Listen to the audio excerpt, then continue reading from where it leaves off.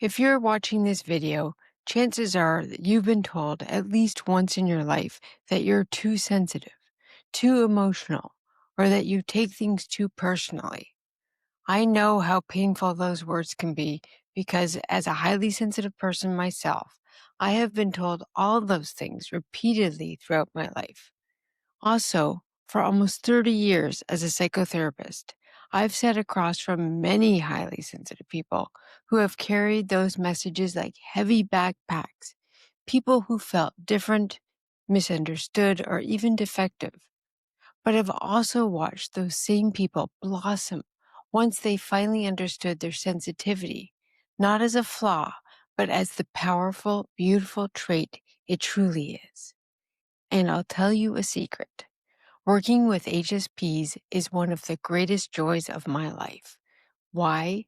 Because I get to teach you how to thrive by understanding and caring for your nervous system.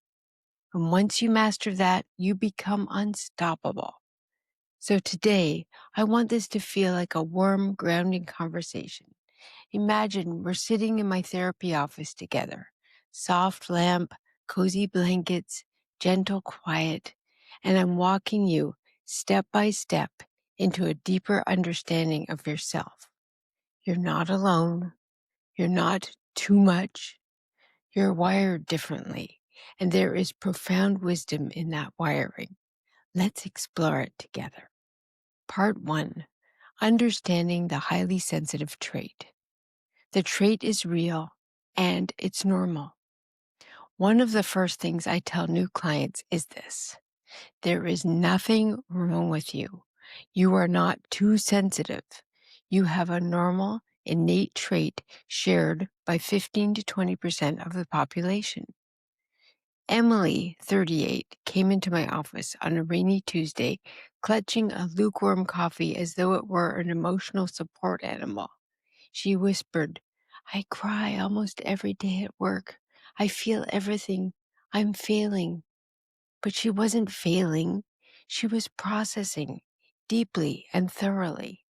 She told me about staff meetings where she noticed every raised eyebrow, every sigh, every tension in the room. Meanwhile, her colleagues seemed unbothered. She thought she was broken. Once she learned about the HSP trait, she said, "You mean there's a name for this? I'm not weak?" The relief on her face could have filled the room like sunlight. Let's talk about something called depth of processing. HSPs think deeply about everything. Take Raj, a 46-year-old engineer. He told me he often gets feedback like, "You overthink everything." But overthinking is often just deep thinking without emotional regulation. Once he learned grounding skills, his deep thinking became his professional superpower. Emotional responsiveness. HSPs feel emotions more intensely, both joy and pain. I had a client, Maria, who said she couldn't watch the news because she'd be emotionally wrecked for days. Once we worked on boundaries and selective media exposure, she felt more empowered, not fragile. Empathy and intuition. Many of my clients say, "I can walk into a room and feel what everyone else is feeling." Meet Chloe, a 29-year-old social worker. Her empathy is off the charts. It makes her amazing at her job, but it also leads to exhaustion. She has learned energetic boundaries, what feelings were hers versus what she was absorbing. Part 2. Overstimulation and energy management. Why HSPs get overstimulated. Your nervous system is like a high-resolution camera. It captures everything. Beautiful, but exhausting. Samantha was a new mother with a 6-week-old daughter and bags under her eyes that told a longer story. She said, "I love her so much, but my body feels like it's vibrating all day." Her baby's cries weren't just loud, they were piercing. Visitors didn't just drop by, they invaded her nervous system. Laundry wasn't just a chore, it was visual chaos. When she cried in my office, it wasn't about the baby. It was about overstimulation, and no one had told her that it was normal for HSPs. We created a sensory escape plan, and within 2 weeks, she said, I feel like I got my brain back. Daily energy budgeting. I teach clients the concept of sensory budget. Some daily activities withdraw energy. Crowds, noise, conflict, bright lights, multitasking, emotional labor, long Zoom meetings. Some activities deposit energy. Quiet, nature, reading, meaningful conversation, creative activities, deep rest, solitude, slow mornings. David, 55, a family physician, told me he felt like he lived 3 days by 3 p.m. His patients loved him because he remembered everything, not just their symptoms, but their pets' names, their fears, their stories. But that kind of emotional presence is draining. By the end of the day, he was a shell. When we used a sensory budgeting approach, he stopped blaming himself for burnout. He simply said, no wonder I'm exhausted. I'm giving out empathy like oxygen. Building transitions into your day. HSPs need transitions, period. She would leave her fast-paced marketing job at 5:20 p.m., race home, cook dinner, supervise homework, and fall into bed irritated at everyone she loved. She admitted, I go from high speed to home life with zero transition. My body is still in work mode when I walk through the door. We created a 15-minute car decompression ritual. Lights off, soft music, no talking, and deep breathing. 2 weeks later, her teenager said, Mom, why are you nicer now? We both laughed. It wasn't nice. It was regulated. Creating low sensory zones in your home. Deep rest isn't optional for HSPs, it's medicine. Examples clients have created. A quiet chair with noise-canceling headphones, a dim candlelit bath as a nightly ritual, a no-screens bedroom, a meditation nook, a soft blanket refuge for emotional resets. These aren't luxuries. They are survival tools for your wiring. Part 3. Emotional regulation for HSPs. Why HSPs feel so much. Your brain processes emotions deeply and thoroughly. This isn't about fragility. This is about neurological responsiveness. Let me introduce Lena, who described her emotional life like a movie screen. Everyone else seems to live in regular definition. I feel like mine is in 4K. When her partner made a small comment, she felt a big wave, not because she was dramatic, but because her nervous system reacted intensely. We worked on something called the 90-second rule, and one day she said, I finally realized my emotions are waves. They're not tsunamis. Regulation tools that work for HSPs. 1. The 90-second rule. Emotions move through the body in approximately 90 seconds unless we add more thoughts. I teach my clients to breathe, notice, and let the wave pass. Here's an example. Tom used to spiral into panic whenever someone criticized him. Once he learned the 90-second rule, he said, for the first time in my life, I'm not afraid of my emotions. 2. Name it to tame it. HSPs often feel 5 emotions at once. Labeling them reduces overwhelm. Here's an example. Hannah came in saying she felt terrible. After slowing down, she realized that what she was feeling was disappointment, embarrassment, fatigue, and overstimulation. Once separated, she could deal with each one. 3. Is this mine? HSPs absorb emotions like sponges. Example. Maria came home from her hospital shifts exhausted, emotionally wrung out. Not just tired, but heavy, like she was carrying the grief of 20 patients. She told me, I feel everything, whether I want to or not. Once she learned the question, is this mine? She realized she was absorbing others' emotions like a sponge. After implementing energetic boundaries, she came into session and said, I can finally leave work at work.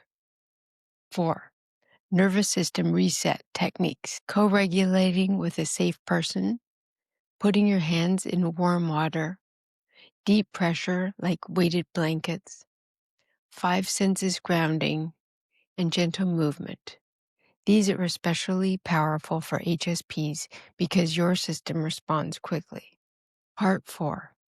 Boundaries and relationships. HSPs struggle with boundaries, not because they're weak, but because they're attuned to the emotional impact of their choices. Many clients say things like, I don't want to upset anyone. I hate conflict. I just want everyone to be okay. Jess grew up in a family where she was praised for being quiet, polite, and helpful. People pleasers aren't born, they're trained. At 42, she was angry at everyone and herself. She said, I have no idea what I want because my whole life I've only cared about what other people want. We practice small boundaries, saying no, expressing preferences, asking for help. She returned one day with tears in her eyes. I said no to hosting Christmas. I was shaking, but afterwards I felt free. Setting boundaries without guilt. Leo, a 33-year-old artist, used to say yes to every project. We practice saying, thank you for thinking of me. I'm not able to take this on right now. This sentence changed his life. HSPs in relationships. If you want to learn more about HSPs in relationships, watch this video. HSPs love deeply, feel deeply, and often do more emotional labor. Example. Tara, married 20 years with 2 teens, told me, if someone in my house is upset, I absorb it instantly. It changes my whole day. HSPs often think that this is love. It's actually overfunctioning. We worked on differentiating, letting others feel their feelings. She later said, before my family lived inside me, now they live beside me. Huge difference. Part 5. Thriving, not just surviving. This is my favorite part of working with HSPs, helping them build a life that matches their wiring, designing a sensitivity-friendly lifestyle. Examples from clients who transformed their lives. Nina, a lawyer, was brilliant but miserable. She said, the constant pressure, it feels like someone has a hand on my chest. We explored values and nervous system needs. She shifted to part-time law and part-time advocacy work. Within months, she glowed differently. She said, I didn't know life could feel like this. Aubrey moved from a quiet coastal town to a bustling city for her partner's job. Within a year, she had panic attacks, migraines, and insomnia. She whispered in session, I feel like I've lost that connection with the part of me who is calm, grounded, and feels at home in my body. We explored whether city life fit her sensitivity. She eventually moved back to a smaller town. Her symptoms disappeared. She said, my nervous system finally exhaled, finding purpose. HSPs thrive when doing meaningful work. Meaning is fuel. Here's an example. Rachel had a high-paying job but felt empty. She said, I'm successful on the outside but dying on the inside. HSPs crave meaning. After exploring purpose, she trained in trauma-informed yoga. Her joy was palpable. She told me, I feel like I'm finally living in alignment, honoring your natural rhythms. HSPs do best with slow mornings, built-in rest, predictable routines, creative outlets, nature time, emotional authenticity, spiritual practice in any form. Clients report life-changing results when they stop forcing themselves to keep up with non-HSPs and instead to honor their natural pace. Part 6. The secret gifts of high sensitivity. Many HSPs don't realize they have gifts most people don't. Here are those gifts. 1. Deep empathy. 2. Powerful intuition. 3. Emotional intelligence. 4. Creativity. 5. Insightful problem solving. 6. Capacity for deep joy and awe. 7. A strong moral and ethical compass. 8.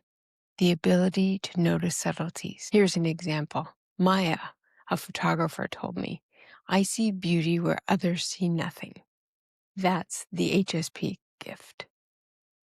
In closing, I hope this deep dive helped you see your sensitivity not as something to fix, but as something to honor, cherish, and celebrate.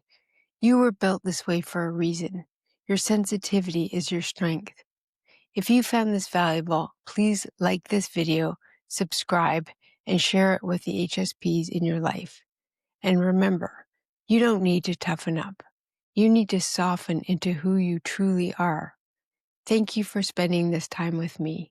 Take good care of your sensitive soul.